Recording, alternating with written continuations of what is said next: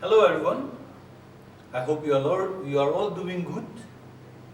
This is Mr. T. Jamam, your political science mentor. In this session, I will be discussing about power sharing. If you can recollect what you have learned in the previous academic session while discussing about democracy, we have learned that in a democracy, the decision-making power resides with the government elected by the people.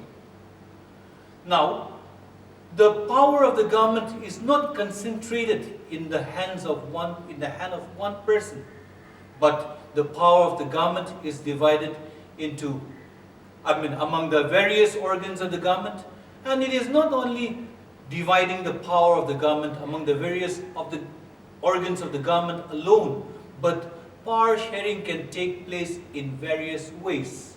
So we will be discussing more about power sharing in the classes to come. Let us take some examples of power sharing by taking the example of power sharing in two countries, the countries of Belgium and Sri Lanka. Belgium and Sri Lanka are small nations the size of the Indian state of Haryana. Belgium is located in Western Europe and it has a population of about 11.5 million. Belgium shares its border with France in the southwest, the Netherlands in the north, Germany in the east, and Luxembourg in the southeast. The ethnic composition, the ethnic composition of the people in Belgium is complex because there are three major ethnic groups in Belgium. The ethnic group with the largest population is the Dutch-speaking community, which constitutes about 59% of the total population and occupies the Flemish region in the western Belgium. Then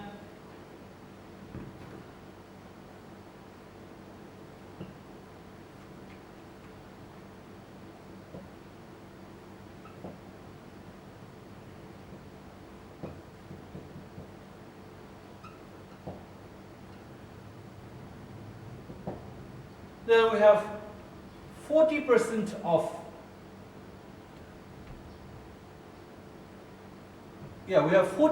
of French-speaking community occupying the Wallonia region in the south.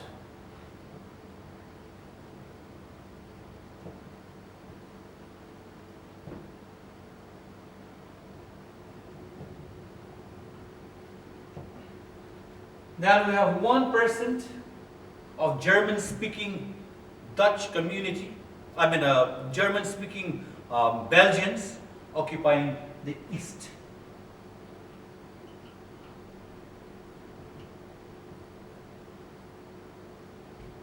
So, among these different ethnic groups, the French-speaking community was relatively rich and powerful. They were more powerful than the majority Dutch-speaking community. That is why in the 1950s and 60s, tension emerged between the French-speaking community and the Dutch-speaking community. So, in order to solve this tension between 1970 to 1980, the Belgian constitution was amended 4 times. And various changes were made in the constitution of Belgium. And these major changes helped in reducing the tension between the ethnic communities. So, some of the major changes which were made in the Belgian constitution was number one. The first change was equal number of members from the two ethnic groups were elected to the central government, and many of the powers from the central government was transferred to the state government. Then the state governments were given autonomous power. They were not subordinate to the central government.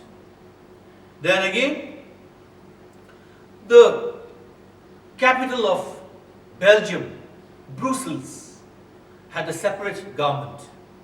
Yes, Brussels, the structure of the population in Brussels again was totally different again. Why? Because in Brussels, majority of the population were French-speaking community. In Brussels,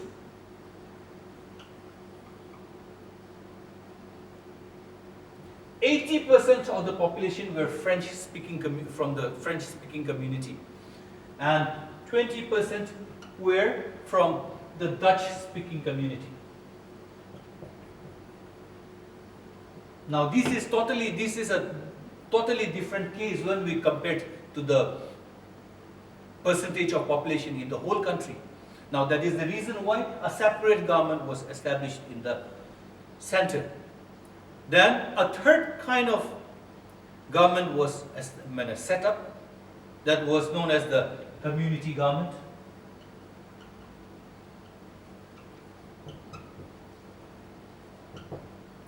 This community government was responsible to deal with any issues related to the culture, education, and language of the communities.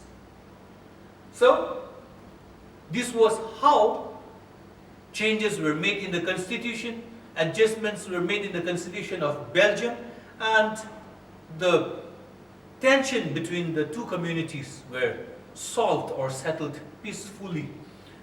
Yes, we have seen that there were different levels of government, and the way in which the government has been arranged is complicated, but it helped in avoiding strife among the people in Belgium and helped in maintaining a peaceful environment in Belgium. That is why when the European Union was formed in 1993, the capital of Belgium, Brussels, was chosen as the headquarters of the European Union. The next country is the country of the island nation of Sri Lanka. Sri Lanka is located in the Indian Oceans, a few kilometers south of the coast of Tamil Nadu. Sri Lanka has also, the size of Sri Lanka is also similar to the size of the Indian state of Haryana, with a population of about 20 million. Sri Lanka got its independence in 1948, and Sri Lanka has an ethnic composition which is dominated by the Sinhala speaking community. 74% of the total population is made up of the Sinhala speaking community, and 18% of the population is composed of the Tamil community, the Tamil Sri Lankans. And the Tamil Sri Lankans again are classified into two subgroups. 13% of the Tamil community are known as Sri Lankan Tamils. They are ethnic Sri Lankans. And the remaining are known as Indian Tamils. They are descendants of forefathers who came from India as plantation workers to Sri Lanka. And the Sri Lankan Tamils occupy the northeastern part of Sri Lanka. So, among these two communities again, yes, the Sinhala community basically follow Buddhist religion.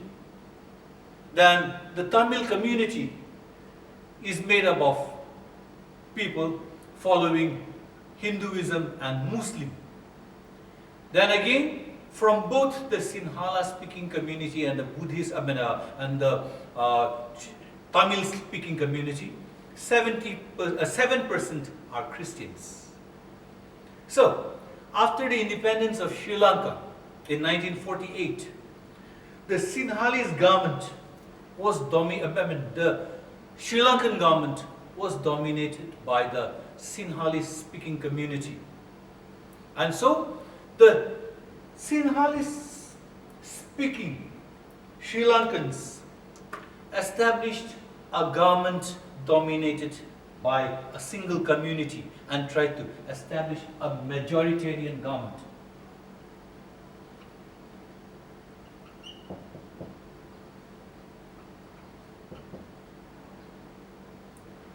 Yes, a majoritarian government is a system of government in which the majority community try to impose its dominance on the minority without respect of the rights and interests of the minority. So, the Sinhalese dominated Sri Lankan government adopted many policies to impose its dominance on the minorities, Sri Lankan Tamils. In 1956, an act was passed by the Sri Lankan government, and according to this act, Sinhala was adopted as the official language of the country. Then, the Sinhala speaking community were given preference in admissions to the universities and in appointment of jobs in the government departments.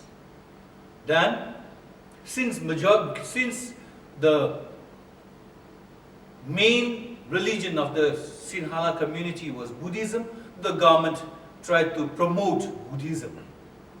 So these were three major features of the Act of 1956. Because of this act, the feeling of alienation, the feeling of enmity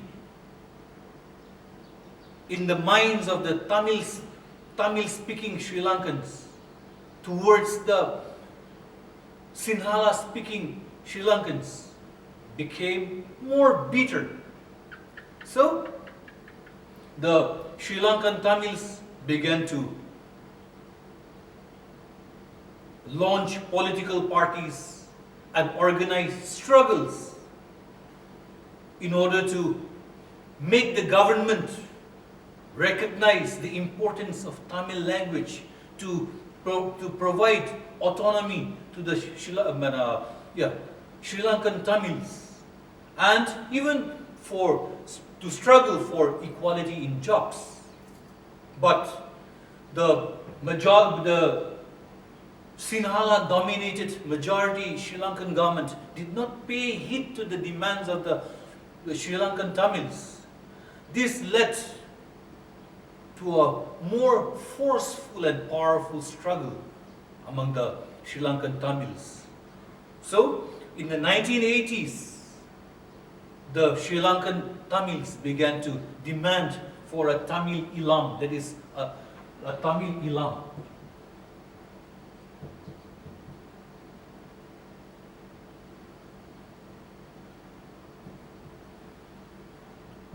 That is an independent, separate state for the Tamils. This demand led to a widespread conflict between the Tamils and the Sri Lankan government, finally leading to a situation of civil war. So this political instability created in Sri Lanka led to a setback on the social, cultural and economic life of the people of Sri Lanka. It was only through the initiative of international organizations and foreign countries that the conflict between the Sri Lankan Tamils and the Sinhala speaking community was settled in 2009. So, when we compare the condition in Belgium and the condition in Sri Lanka, there were different ethnic groups existing in these two countries, and tension emerged among these ethnic groups. But the tension was solved in a different way. The tension in Belgium was solved peacefully, whereas the tension in Sri Lanka led to a civil war. Now this is an example. This is an example why power sharing is very important in a democracy. When power is shared among different communities in a proper way, it will help or it will lead to a stronger bond among the different ethnic groups.